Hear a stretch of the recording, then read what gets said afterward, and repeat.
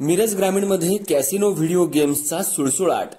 ठाण्यातल्या म्होरक्यासह त्रिमूर्तीच्या आश्रयानं बहरले अवैध धंदे। निवडणुकीच्या उंबरठ्यावर तरुणाईचा जुगारात विनाश। मिरजमधल्या ग्रामीण भागासह शहराच्या कानाकोपऱ्यात कॅसिनो आणि व्हिडिओ गेम्सच्या अवैध जुगार धंद्यांनी जोर धरलाय। प्रशासनाच्या खात्रीशीर सावलीत हे प्रकार उघडपणे सुरू असल्याचा आरोप ग्रामस्थ आणि शहरातल्या नागरिकांकडून होतोय। त्यामुळे गावागावातील तरुण पिढी आर्थिक, सामाजिक आणि मानसिक दृष्ट्या उद्ध्वस्त होत व्यसनी होत आहे। ग्रामीण भागात अनेक ठिकाणी वेगवेगळ्या प्रकारचे जुगाराचे खेळ खुलेपणाने खेळले जात आहेत। नशिबाच्या भरवशावर कमाईचं स्वप्न दाखवून तरुणांना या नशेच्या खेळात गुरफटवलं जातंय आणि अखेर ते घरातले पैसे, सावकारी कर्ज, स्थावर मालमत्ता गमावून कर्जबाजारी होत आहेत। या विविध प्रकारच्या जुगारांचं तरुणांना व्यसन लागावं म्हणून त्यांना सर्व त्या सुविधा, अगदी चहा, मावा, सिगारेट, जेवण हे सगळं जाग्यावर पुरवलं जातं। तिथं येणारा तरुण हा बाहेर न जाता अट्टल जुगारी व्हावा या दृष्टिकोनातून या सर्व सुविधा पुरवल्या जातात। या सर्व अवैध जाळ्याला मिरज ग्रामीण ठाण्यातील म्होरक्यासह त्रिकुटाचा आशीर्वाद लाभला असल्याची चर्चा जनतेत जोरात आहे।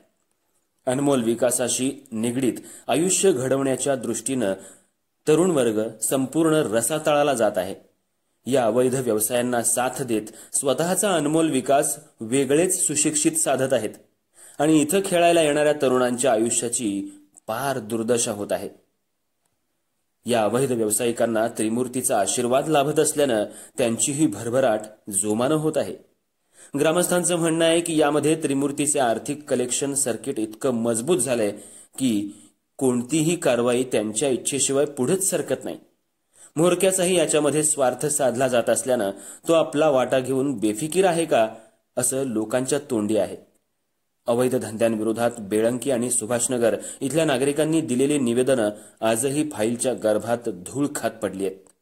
विशेष म्हणजे काही ठिकाणी चौकीच्या मागे पुढेच खुलेपणानं ऑनलाईन व्हिडिओ गेम्स सुरू असल्यानं प्रशासनावर अविश्वास वाढलाय।